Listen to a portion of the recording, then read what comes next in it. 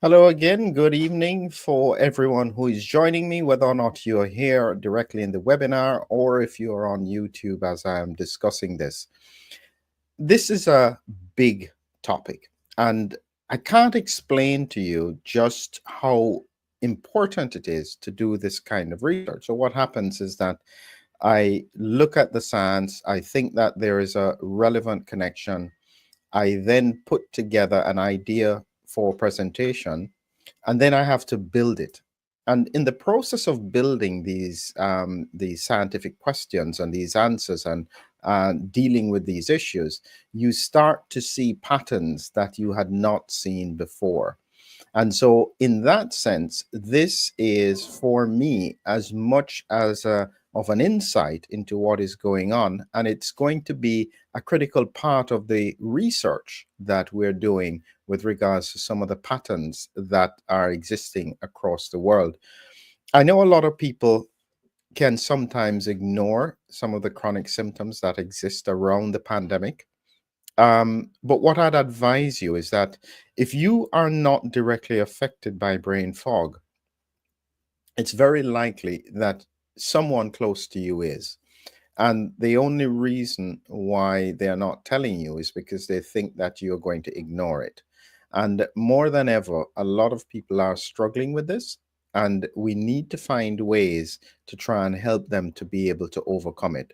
So, as I said, if you're with me on YouTube, you'll see the first part of the presentation, but subsequent to that, you'll have to look for the link to get that or in the future.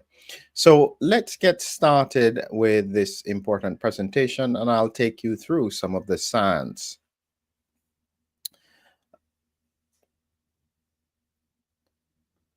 So brain fog and perpetual intoxication is a link that I had come to because of the fact that I was finding ways to explain what a lot of patients are struggling with. And before I start in any great detail, I always share this disclaimer. This is information. This is scientific extrapolation. It cannot replace you going to your doctor or getting your emergency services if it is appropriate. But for the time being, we need to be able to understand a little bit more about what is going on. And so when I think about this, it's essentially like brain fog is like that mental cloudiness, a loss of clarity, where the thinking is slow and fuzzy and it's disconnected from the usual sharpness. And one of the things that can happen about this is that if you are not affected and the people perceive that you are not going to be too interested in understanding what it's about, they will struggle along with their symptoms, recognizing that you are probably not going to be so interested in terms of what is going on. And so what we have to do is we have to find ways of trying to deal with these issues in a strategy in a way that makes sense for other people. So, as we move along, the key learning objectives here that I want to find is that I'm going to go through an overview of it and why I've made the link to alcohol intoxication, looking at importantly neurons, specific neurons, and brainstem inflammation. The fourth ventricle, that's the big breakthrough in thinking that I've had, and how it's connected with choroid inflammation, and then mitigation strategies. And the critical thing I want to say about this in terms of mitigation strategies is there are short-term and there are long-term strategies. Unless you've addressed inflammation and subclinical inflammation, there is no long-term solution. And so one of the things I encourage people to understand is that in this journey to try and get better, you have to be able to understand where and what predisposed before this happened. If those embers are not addressed, it's going to be very, very difficult to get back to wellness. And here is that picture that you can imagine the person in the bar or in the pub. They are drinking for whatever reason. They are somewhat intoxicated. And the science is that that understanding of to what they're feeling and how their brain is processing and the limitations that they have, that in itself is important in understanding what people are going through on a daily basis. So we're going to take you through the brain and the science around the brain in order to understand this. So basic things, this is a picture of the brain. And you can see here, this is the brain, the cerebellum, going down into the brain stem, eyes, nose, and mouth. And this is what we call the cerebral cortex. And this represents a cut section of the brain. This is the connecting wiring called the corpus callosum between the two hemispheres of the brain. And this is the bit of the brain that is really important in the context of what I'm saying. This is the brain stem. And it's where all the wiring that's going from the brain, going down to the rest of the body, passes through the brain stem. And so the important difference between the brainstem and the rest of the brain is that it has a lot more what we call white matter tracks. These are the highways of information going through it. And critically right here is the fourth ventricle. And you'll understand the significance of this in a short time. But we have to therefore then get to why is it that some people have such chronic ongoing symptoms with regards to brain fog. And as I said, brain fog is more like this. It's the brain is just not right. Some people describe it as just mental cloudiness. They're just a bit cloudy.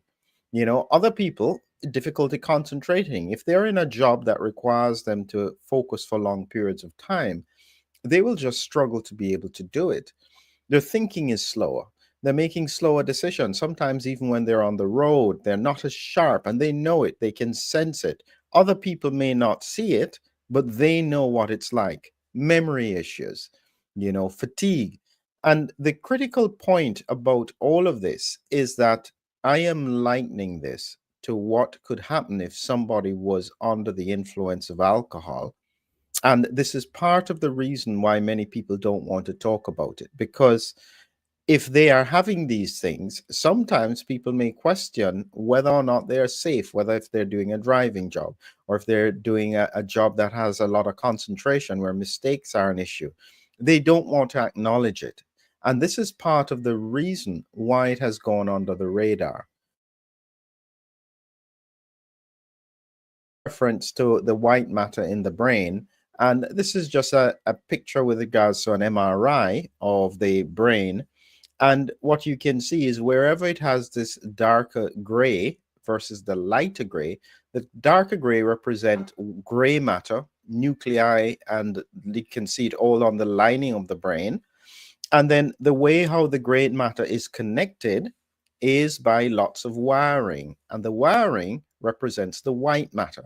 So everything is interconnected from the brain down to the brain stem into the spinal cord. And this white matter and the white matter tracks are critical in terms of the function of the brain. And so in order to understand sometimes what is going on, you have to look at those white matter tracks almost as if they are highways where the information is traveling very quickly through different regions. And this is very important, especially in the context of the brainstem. The brainstem is that white matter tract, those highways that are transmitting lots of information and connecting distant parts of the brain all together in one place. And again, this is the concept of this brain, another cut section, and you can see the different lobes of the brain and the different sections of the brain. And again, it's cut right down the middle. And when you see the closer look of it here, the important bit is this fourth ventricle because it's sitting right on top of the brain stem. And this is all connected with cerebrospinal fluid, which I'll come to in a little bit more detail later. But just remember that most of what I'm saying here in relation to alcohol intoxication and the brain fog that we're seeing around us is connected to this part of the brain, the fourth ventricle. And when you look at the science of what happens, it will help you to understand why this is so important. So when we think about alcohol intoxication, and if you've been around somebody who is intoxicated, they tend to go through a number of phases. The first phase is where they get a little bit more relaxed, they're a bit more chilled out, laughing a lot more. And that's where they're shifting more to the euphoria, where they're almost getting a little bit they giggly and so on. They're now tipsy, shifting from relaxed to tipsy. Once they've hit this euphoria stage, we are already starting to see the impact of the alcohol on the brainstem. Not too long after, if they continue to drink, their speech gets slurred. That is definitely the brainstem involvement, because if you've seen what happens with a stroke, speech and swallowing and everything is very tightly controlled in the brainstem. Not too long after, if they continue to drink, they start to get confused. In truth, this is more to do with the frontal lobe, different parts of the brain. So it's not just the brainstem that is activated, but when it comes to very serious impacts of alcohol, where they get drowsy, they start to vomit, that's definitely brainstem. And certainly vomiting is directly linked to that fourth ventricle, an area we call the area postrema. And this is triggering or indicating that brainstem activation is a critical part. And for people who drink themselves to death, meaning they have so much alcohol that they literally stop breathing, that's because of a failure of the brainstem again. And so, what I'm doing here with alcohol intoxication is showing you that the brainstem is in itself very vulnerable to the effects of alcohol. And one of the questions we should have wondered about is, why is that the case? And when you understand the fourth ventricle, you will begin to understand why. And once you're having that impact on the brain with alcohol, which we will come to in just a moment, you then can have damage to this very sophisticated blood brain barrier. It is really quite remarkable the way how the blood and the brain interacts, because the blood doesn't interact at all with the fluid in the brain. Very, very tight junctions between the cells. It's then surrounded by a pericyte to protect it even more. And then it's surrounded by the end feet of the astrocytes to protect it even further, so that only what needs to get in the brain can pass through. And what happens in the context of any kind of damage is that's where we start to have inflammation of the brain and the brain tissue. And this is the central bit with regards to, in my view, what is happening in the brain of people who are struggling with brain fog. Technically, what they have got is a low grade chronic inflammatory process that is affecting the brain. And as we go through this presentation, you will see why this is such an important part of their symptom presentation. And this is what we have to therefore find answers for. So why would it happen in the brain with alcohol? That's really part of the question. And why is that pattern somewhat mirrored in people who have inflammation in that region of the brain? When we look at what happens with alcohol, you can see here that this is just an example of alcohol being poured into the brain. First thing you have to know is that the brain actually doesn't like alcohol. It it tolerates it because people drink it, but it is of no great value to the brain. And if anything, it puts it under greater pressure.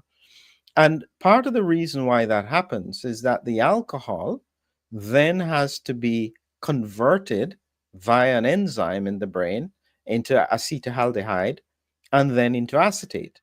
But guess what? If it runs out of capacity here, this starts to build up. And this is the primary driver of many of the symptoms that are associated with what we see in the brain. So if these levels build up high enough, this is what can cause brainstem failure. And as I'd shown you in the previous image, this is what then causes the brain to stop working almost completely. And this is why alcohol in itself can be quite toxic. And some of those triggers in terms of astrocytic swelling, this here is an astrocyte. It's what it looked like. And every one of these little finger-like processes are stuck onto a blood vessel somewhere, and they're protecting the brain. So multiple astrocytes together protect the brain and the blood-brain barrier. But a number of common things, glutamate, if it goes up, will cause these cells to swell, definitely neuroinflammation, as well alcohol intoxication, infection, ammonia, reduced oxygen supply, injuries, and low sodium, low salt in the blood. This is the fundamental, this is the crux of what I think is driving all of these symptoms. This cell becoming swollen and therefore in the process becoming more dysfunctional is the primary driver for these symptoms. And the reason why we're finding now from the research that it's involving the brain stem, similar to what happens with alcohol, is just simply about anatomy. This again is the example of the brain with the cerebellum. This represents the fourth ventricle sitting on top of the brainstem. And when we look more closely at it here, this is the choroid plexus. So every one of the ventricles has these blood supplies that produce cerebrospinal fluid. In the context of the fourth ventricle, one of the smallest, if you then have concentration of alcohol in this vicinity, it is then going to impact the brainstem. And similarly, what I'm saying is that if you have inflammation in relation to spike protein in this vicinity, it will cause swelling as well in the brain stem. And this is why I said that this understanding of the science of it is critical. And for you to understand, this is not made up. This is not just a theory. This is what was shown with regards to this paper here, quantitative susceptibility mapping. They did a 7 Tesla MRI looking at the brainstem. And what they had found there in every part, if you look at the brainstem in total, it is more swollen than the healthy person. So light blue is healthy. Person with long COVID or COVID type symptoms, this is the difference in size. And they broke it down by the different regions, the medulla, swollen here, midbrain, pons, the whole midbrain and the whole of the brain stem is swollen with people who are struggling with COVID type symptoms. And very often, one of the most common symptoms outside of headaches is to do with cognitive issues and people just not feeling right. So these tracts in the brainstem will get affected, and this is what they would look like, all these wirings connecting all the parts of the brain and eventually coming down into the brainstem, where you have then, if you have inflammatory processes, it will start to impact on the function of these neurons in that vicinity, and this will be a contributing factor to the reason why people are struggling so much. So the principle is simple. The brain fog that feels like mental cloudiness, that loss of clarity, the slow, fuzzy, disconnected thinking that's just not as sharp, is likely to be related to swelling and inflammation in that brainstem region. Very similar to what we see in terms of alcohol intoxication. Great. For those who are with me on YouTube, I do thank you for being here. As usual, for those who are with me on the webinar, we're going to be continuing to break this down some more, and look out for more information in the short term. Thank you, YouTube, and we will keep you updated.